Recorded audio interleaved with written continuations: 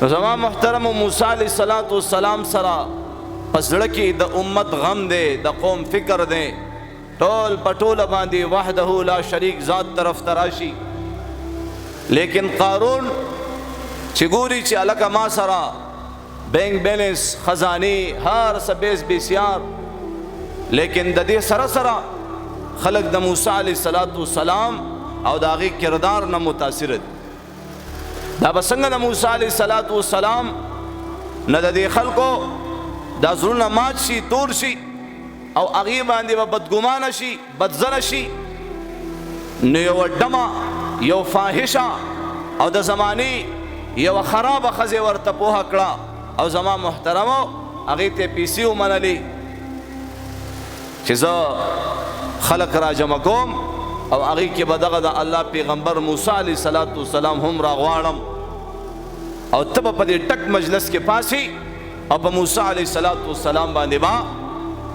تور ولګي، الزام به ولګي. نو بهرحال چې کله قارون همدغه جهان وکړه او خلک یې را جمع کړه او زما محترمو پر خپل قوم یې را جمع کړه، خپل منونکي ټول را جمع کړه او موسی علیہ السلام ته وایي ای د الله پیغمبره ته خو ځان یو سره د الله د رسول خبره کې دعوت ورکې، نو داسې مې درته ټول را جمع کړي دي په یو ځای دعوت ورکړه. قارون ورته وایي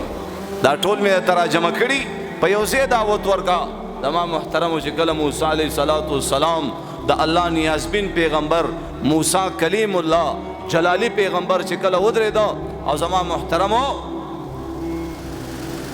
نو اولنۍ خبره دا وکړه چې چا بدکاری وکړه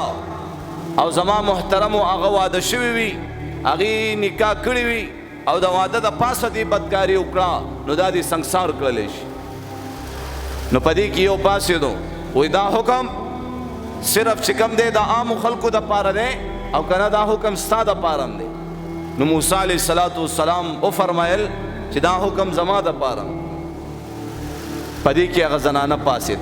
چې کله پاسېدا چې په موسی علیہ السلام باندې تور ولګئ، په موسی علیہ السلام باندې الزام ولګئ، نو په دې ژبو باندې قبضه او تصرف د چا دی؟ الله. زما او ستا په دې سترګو باندې، په دې لاسونو باندې، په دې خپو باندې، په دې 15 فوټه بدن باندې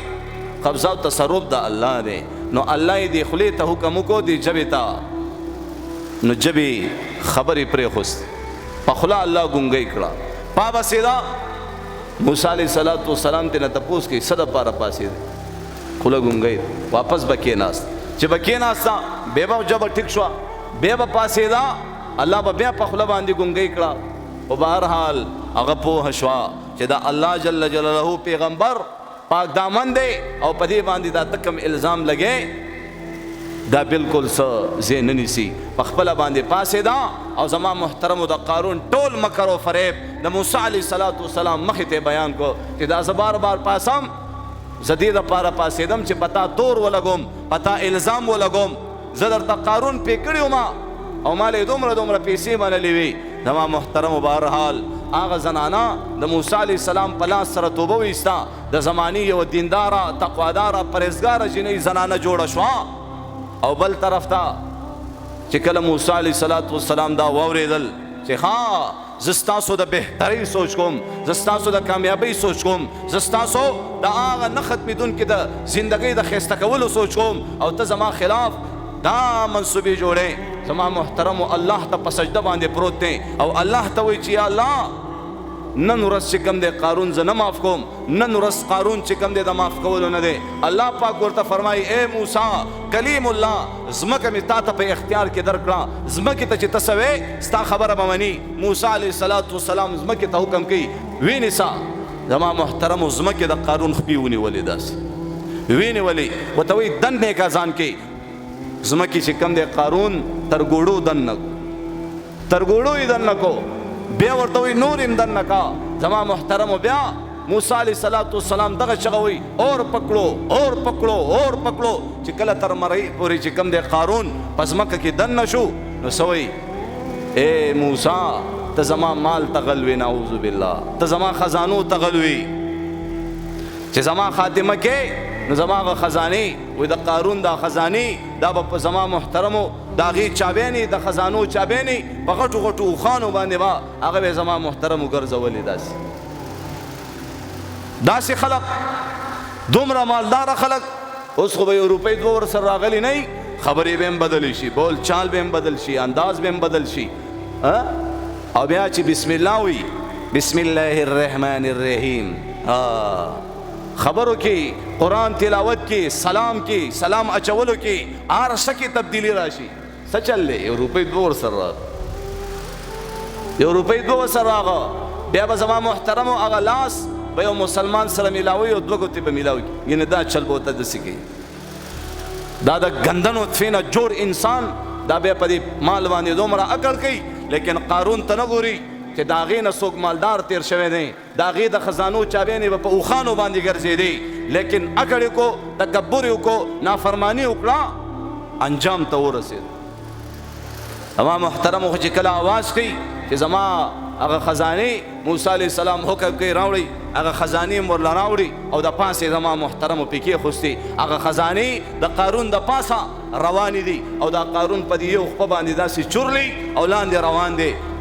او قیامت تر ورځې پورې به دا په ځمکه کې لاندې روان قیامت تر ورځې پورې اوس هم روان دی څومره زمانه تېره ده اوس هم قارون په ځمکه کې لاندې روان دی ورونو درخواست کوم د مدرسو خلاف تحریکونه مه چلوئ د مدرسو خلاف مه پاسئ د علماو خلاف مه پاسئ دا والله العظیم د الله عذاب له دعوت ورکول دي تاسو وګورئ دا لوی لوی اکابر وګوره دا لوی لوی علما وګوره دا د کوم ځای نه فارغ دي مولانا بجلیګر صاحب رحمت الله علیه د مدرسې نه فارغ شوی شیخ حسن جان شهید رحمت الله علیه دا د مدرسې نه فارغ شوی شیخ ډاکټر شیر علي شاه صاحب